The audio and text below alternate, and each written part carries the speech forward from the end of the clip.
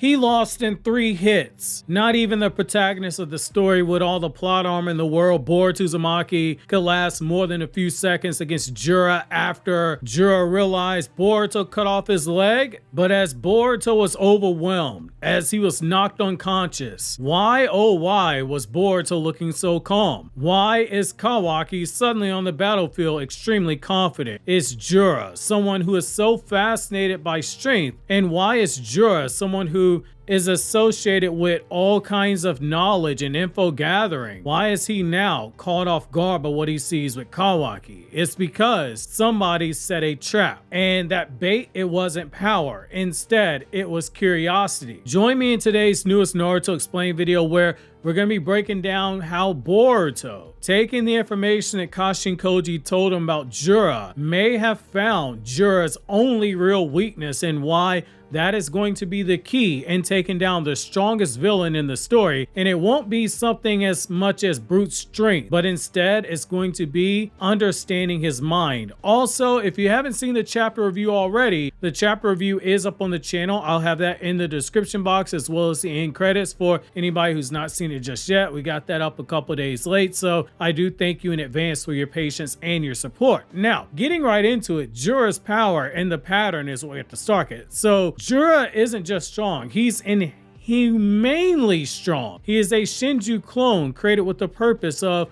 evolving, and it isn't just through combat, and it isn't just through instinct. Instead, despite its overwhelming power, Jura's never fought at full strength. And yet, despite all of this, the one thing that has continuously been linked to Jura is his fascination with all things knowledge. He is eternally curious. He doesn't rush to kill. He doesn't need to. That is why he toys with his opponents. Even after Boruto cut his leg off, yes, actually cut his leg off. If you look at it, Jura didn't respond with panic. He responded more so with interest. He said, "How impressive," and then he proceeded to knock Boruto out in 3 hits. It gave off more the vibes of a scientist discovering something new, and that was another clue that we had. Jura wasn't some bloodthirsty monster, even though he is a Ten Tails. He's also not a cold tactician like Kashin Koji. Even though Jura is smart, even though Jura has shown the capability to plan things out, he's not a tactician. Instead, he is something entirely different. In so many ways, we could argue Jura is just a curious child in the body of a god when you think about it. And that's where we see a lot of those Ishiki and code tendencies coming out of him.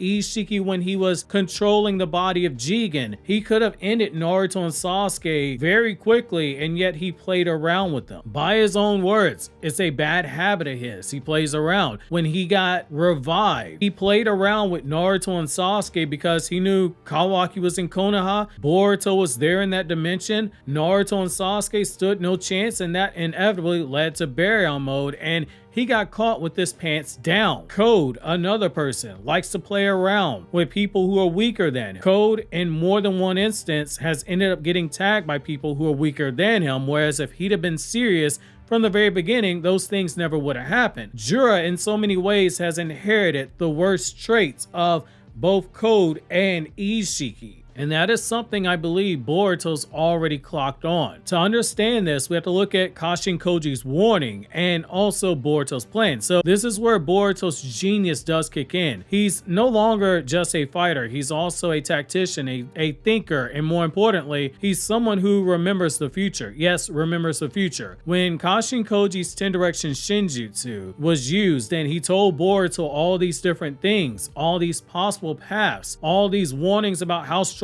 Jura was, all these warnings that if he faced Jura before a set point in time, it would lead to his death. Boruto heard a lot about Jura, and just as a psychiatrist will be brought in to come up with a profile of a potential serial killer, Boruto in so many ways has already completed a profile on Jura in that same manner. That isn't just divine foresight. It's also him seeing something that Kashin Koji truly would not have picked up on. Jura isn't necessarily just interested in destruction. Koji has focused on that because think about it from Koji's perspective. He's seen thousands of timelines, and the one thing that always happens in most of them is that the world is destroyed. So he rightfully is focused on something like that. Boruto's not necessarily focused on the end game outcome. He's also looking at the why. And in looking at the why, you have to understand the who behind this, the who being Jura. And what we see with Jura is that he's interested in testing his limits. He did it with Himawari. He could have ended that fight sooner. He didn't. He did it with Boruto. He's probably going to do it with Kawaki. He's probably going to do it when Boruto and Kawaki team up on him. And that could be the thing that ends up being his downfall. What Kashin Koji gave Boruto isn't just intel. He indirectly gave him a character analysis of Jura by telling him all these different things about him. Koji, in so many ways, indirectly planted that idea that Jura's flaw isn't his strength, but instead it's his desire to explore it. Koji just didn't realize that by telling Boruto all this stuff about Jura, that Boruto was able to view it that way. And that also fits what Kishimoto told us about Boruto in 2015, and he said it again and doubled down on it in 2017, which is that Boruto is that character who likes to figure out the cheat codes. He doesn't seek them out, but he finds all the shortcuts. Instead of saying 1 + 1 + 1 + 1 is 4, Boruto goes 3 + 1 = 4. He just adds everything up and just gets to the end result. And so with this in mind, Boruto's basically begun his move. Step 1, it was to let Jura win. Not necessarily win the fight. Boruto was trying. Let's make this clear. Boruto was trying. Kawaki in the first fight, he was trying. It was understanding on Boruto's part that they could not win as individuals. This was part of that setup to let Jura drop his guard. Boruto understood the only way to take down Jura for good is to make him believe that he was untouchable. The first encounter against Kawaki is a gambit. Understanding that, hey, Jura could capture Kawaki, but he probably isn't going to capture him because Kawaki was weak enough that, by Jura's own words, he said, I can capture that guy anytime I want to. Boruto survived getting a fatal shot from Jura, and he managed to survive the second battle. And in falling in that battle against Jura, getting knocked unconscious, Boruto took the gamble that Kawaki would show up. In that gamble, it was paid off. Boruto, by getting knocked unconscious, he looked like an insect not worth getting squashed. And because Boruto was trying to defeat Jura, and he failed to do so, Jura's guard dropped because of his own arrogance. In his mind, Boruto was amusing. He wasn't a threat. He was not urgent. That's why he took his time flying into the air, doing a whole typical shonen villain monologue, preparing to shoot a Bijudama instead of just shooting it. And that's when Kawaki arrived, not as a distraction, but instead as the next phase of a much larger plan.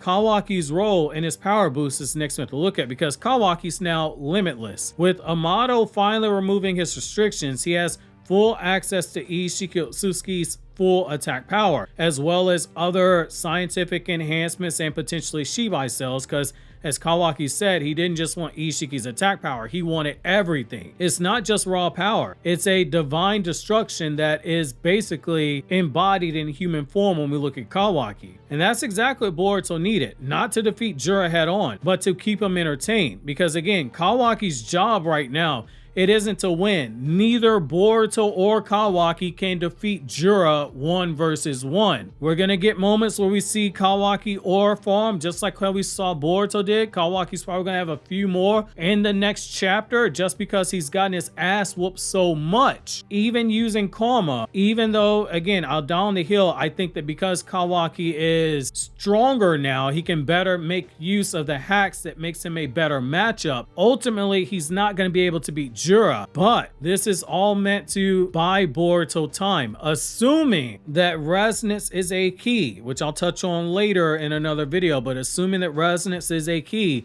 that keeps Momoshiki from taking over Boruto's body, because as Boruto said in chapter 13, just cutting on karma is enough for Momoshiki to hijack now. Assuming that the resonance is able to keep Momoshiki from doing so, and assuming Boruto has time to charge up a fully powered Uzuhiko, that spiraling storm of planetary chakra, that could be a jutsu that Boruto's able to charge up to full power, because as of this recording, we've never seen it at 100% full power. We got close when he used it against Hidari, but even then it was not at full power by Boruto's own words. That could be what Boruto's banking on, that Kawaki is strong enough now to exploit Jura's curiosity, his true weakness. Think about it. If Jura were this cold, ruthless killer, he'd finish every opponent in an instant, but he doesn't do it. He asks questions, he watches, he plays. In so many ways, Jura is a lot like Cell from Dragon Ball, something that Ikimoto is a huge fan of. Cell could have destroyed Goku and Gohan and other characters. He played around with them. He could have destroyed the Earth multiple times, could have destroyed the solar system. But it's that urge to test himself that ended up causing him to fall in battle. Jura has that same weakness. It's his greatest vulnerability. Because he did not capture Kawaki back in Konoha, Kawaki has awakened his full power. Because Jura did not kill Boruto and went into a whole villain monologue. Because he fell into a false sense of superiority, buying into the fact that rightfully so, he is stronger than anyone on the battlefield. He's learning the hard way. The strongest doesn't always win every battle in the Naruto universe. And because he's watching someone like Boruto, someone like Kawaki evolve, he's asking the question, how did Kawaki progress this fast, this quickly? He's leaning in. He's getting intrigued, and that curiosity might be the one thing that ends up getting him destroyed. It's very similar to a moth flying into a flame. It looks so beautiful. You can feel the heat coming, but the moth doesn't know any better. It just moves towards it. Boruto in so many ways played a long game, and it might have been the most dangerous long game ever. He combined strategy, patience, power. He even used Kawaki and himself as bait to an extent. This could all be building towards using Uzuhiko as a trap, using Jura's own mind and curiosity against him. And the best part, Jura, like so many shonen antagonists, it's cliche, but it's cliche for a reason. It works. He won't realize it until it's too late. He's going to think he's in control until that chakra storm ends up swallowing him whole. Because as Boruto said, he and Kawaki have to work together to take down Jura. It might not happen in the next chapter. It might not happen in 15 chapters. But Boruto's playing the long game, and he's definitely going to get rewarded at some point. And the best thing about all of this is that Boruto has basically outsmarted gods by doing all of this. We have to kind of ask ourselves questions. Will Boruto's plan work? Will Jura's curiosity be the key to his downfall? Or will he evolve beyond it, since so much of Jura's character is about evolution? But what will always remain to be very interesting about this character is that if this is indeed how he ends up falling, this might very well have been one of the better moments of Boruto 2 Blue Vortex because of what it took for us to get here. It's something that will catch us by surprise almost as much as the chapter review catches you by surprise by popping up here on the screen, so watch that if you haven't already. Or click here to check out more videos from my other two anime channels where I talk about non-Naruto content.